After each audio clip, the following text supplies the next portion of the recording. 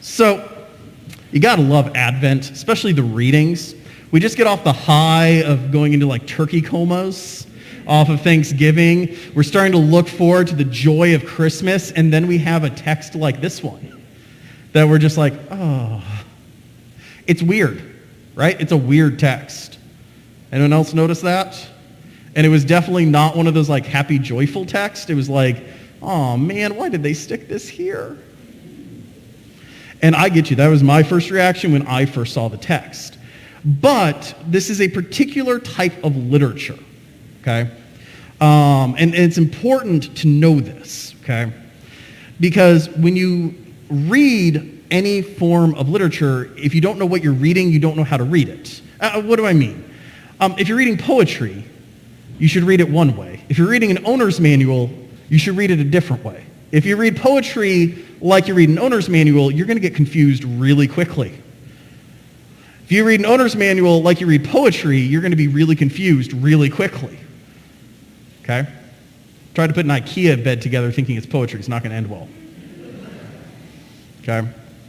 See, we have to understand what this is because it feels really foreign to most of us, right? What it is called apocalyptic literature. Super big fancy word you don't really need to know, but that's why it's so strange. However, the reality is we aren't that unfamiliar with apocalyptic literature. Especially if you're 40 or under, you're not that unfamiliar. Why do I say this? Well, think about it. How many of you have noticed that folks who are like my age and younger spend a lot of time thinking about things like vampires, zombies, werewolf? I mean, we got Teen Wolf, Buffy the Vampire Slayer, Vampire Diaries, which have now then originals, then Legacy. If you follow that, that's all one whole storyline, out there. Plus, don't forget Twilight.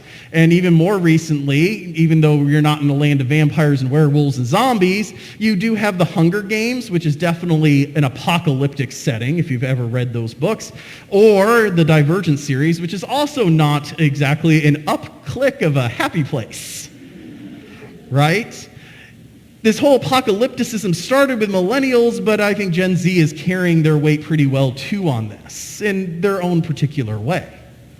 And it's not bad. Apocalypticism is a way of having hard conversations about deep, important issues and making sure that the adults have no clue what you're talking about. Okay? It is, when I read the Divergent series, it is a discussion over standardized testing, guys. Something millennials and Gen Zs grew up with, where a test can determine a tremendous amount of your life, and whether or not that's even fair. That's a hard conversation to have in front of your parents, right?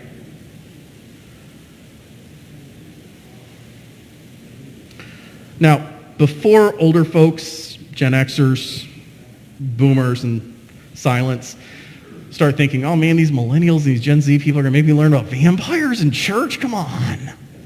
Okay. We all have had our own way of hiding things from our parents, right? Because Puff the Magic Dragon was not about a magic dragon, right? Mr. Tambourine Man was not about a musical group. And anything Bob Dylan wrote was definitely in code. Right? Okay. Every generation does it their own way. Most recent generations are doing it using this apocalypticism. It's about talking about the things that are hard to talk about, or things we don't quite have the language yet to grasp. And so you use fantasy, an analogy, in a sophisticated way to try to unpack it. So when the Bible is doing this, it's doing it because it's trying to take on a subject that is really difficult. A subject that's hard to unpack, a subject that I would even say that after 2,000 years of theologians writing, they still don't really have good language for it.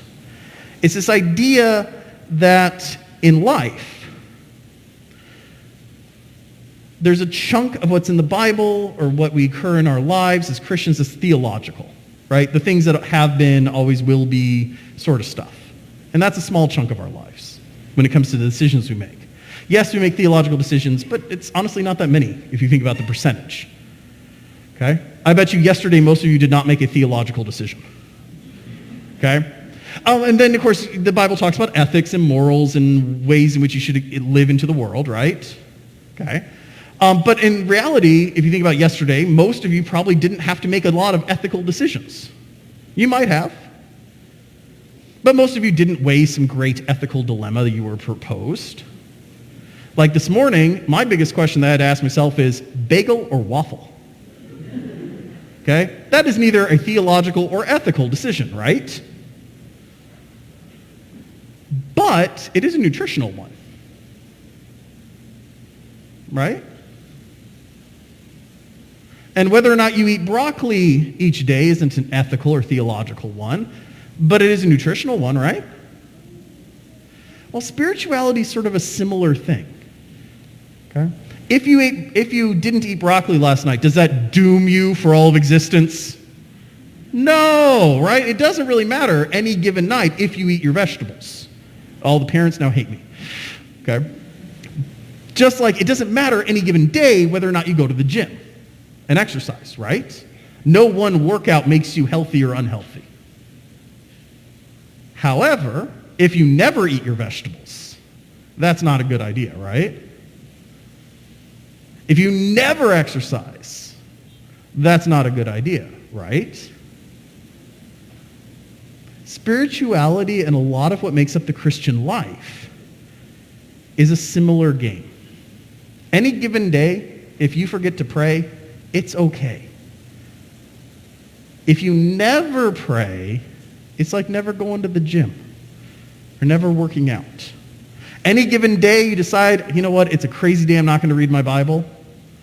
That's okay. In a similar way, we don't know from year to year what's going to happen. In January of 2020, no one could foresee that we'd be sitting here in masks today. Right? And yet, I give thanks every day for those scientists, for those doctors, for those international leaders, for leaders of our own country and local and on, who put together the infrastructure so that when March of 2020 happened, we were at least sort of ready for the thing we couldn't predict. Right? Because someone had been thinking about, well, what if? Because what ifs can become what is very, very quickly. That I'm talking about on a broad category, but in our own individual lives, we know this to be true too, right? We know that tragedies happen. Difficulties come. That's part of life. Anyone who's been a Christian long enough knows it is never a smooth ride all the time. And when things aren't bad is a time we ask ourselves, do we have that prayer life ready for when things get hard? Have we built those relationships with other Christians so we have someone to fall back on when times become difficult? Have we educated ourselves about what the Bible actually says versus what all the people say it says out there? So that when that moment becomes important, when you actually have that ethical or theological decision in front of you, you're not just making it up because you Wikipedia'd it yesterday.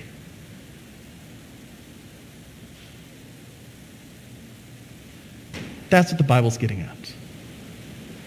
The Bible's saying, are you prepared?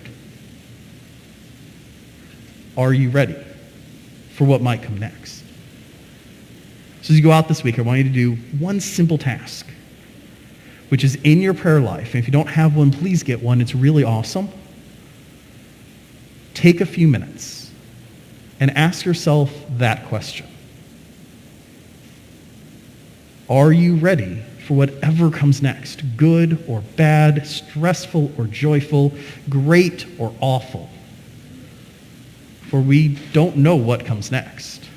2020 proved that.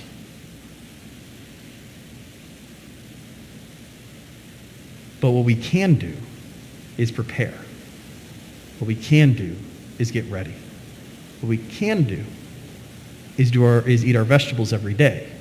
Because at the end of the day, that lowers our cholesterol.